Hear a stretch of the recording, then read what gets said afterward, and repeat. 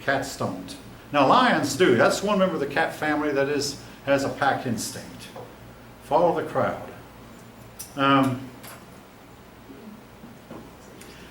Thoreau also believed that only the people should ratify laws, never Congress, never Parliament, only the people. In other words, every law that's passed, and he certainly would not agree with the Supreme Court laying down laws for us to keep. That the laws should be made by the vote of the people. Now, I'll say that the Australian Supreme Court got a case one time, and he also said, no, well, we're not going to decide this. We're going to put it on a ballot and let everybody have a chance to vote on it, every adult have a chance to vote. And that will be our decision. Whatever the general will wants to do, whatever the people vote for, that will be our decision. Our Supreme Court does not do that. They make our moral decisions for us. Rousseau, though, had a few problems in his personal life. He sent his own children to foundling homes, and a lot of the children who were sent there died at a young age, and Rousseau sent his children there anyway. But basically, there was a child daycare, but not like our daycares. It was a daycare where you dropped your kid off and never saw that kid again. It's not like our daycares where you drop the kid off in the morning and pick him up in the evening and at least get to see him at night. This was a permanent care. Basically a foster. And most of the people, foster care, and most of the children who were sent there died.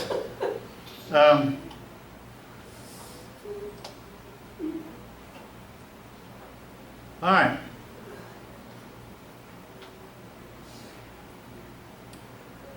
Books and pamphlets were passed around. Again, these ideas were aided greatly by the invention of the printing press, and folk to think the Chinese invented the printing press and somehow it didn't benefit them. And I can't tell you why. I mean, there's been a lot of books written as to why that is. That they did not value technology, did not seek out science, that they were more interested in contemplation, meditation, and things like that.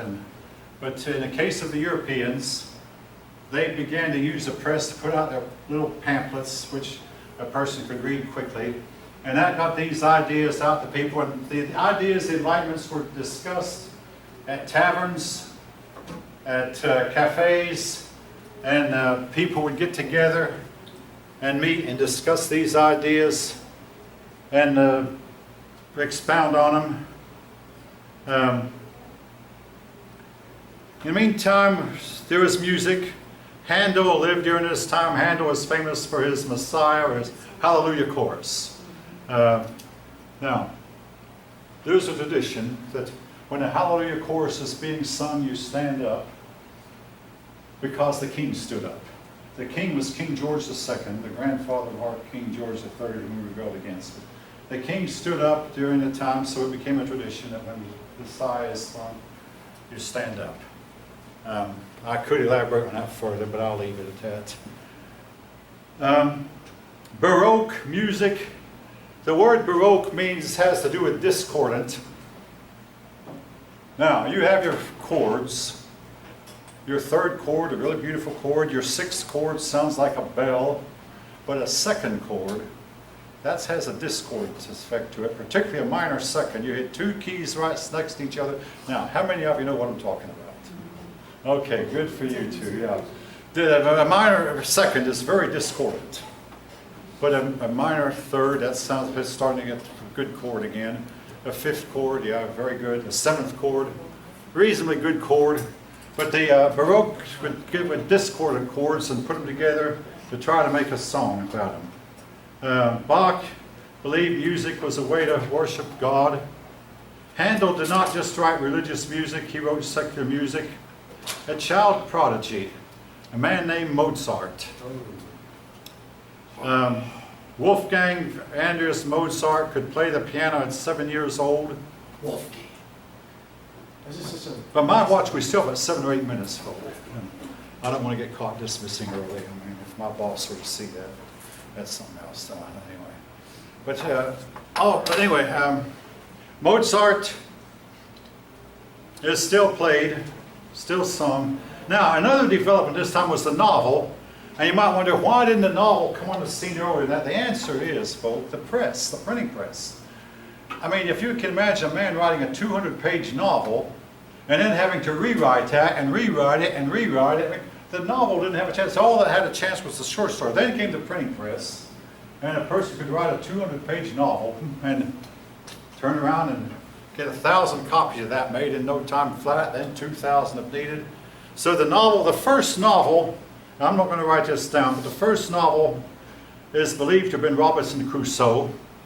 I've read a little bit of it. My children read him, at least 2 of them did, my 2 girls.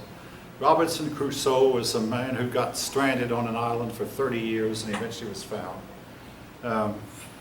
Very famous novel at the time. By today's standards, it would not cut it. Magazines began to be published.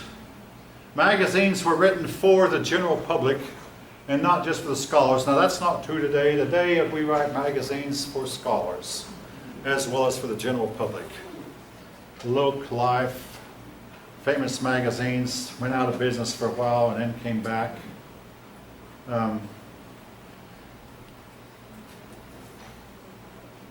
The Carnival was a secular affair, came to be a big feature. The church condemned it because it was looked on as being a time of indulgence, even though sometimes the church liked it. Because when the carnival was over, a lot of people would come into the confessionals and the church would get its revenues that way because people would pay money after committing a whole lot of sins during a carnival and then go to priests to confess. All right, now this is in your book, by the way, so it's not just something I'm throwing out there. I mean, the carnival, again, the time of exchange of ideas, exchange of goods and services. We might call it a flea market, modern day flea market. We still have our fairs, carnivals, things like that.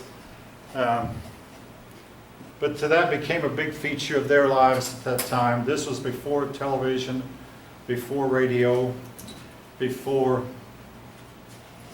the iPod, the iPad, and the cell phone.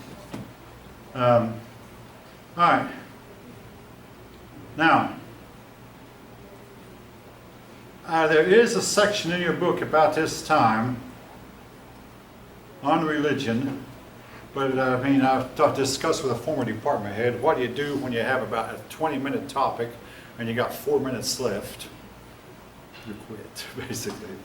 All right, you upload the video online and you can watch it. I do, all right. All right, anyway, everybody have a good couple of days, and I hope to see you all back here on, hey, I think it was a good class, and thanks.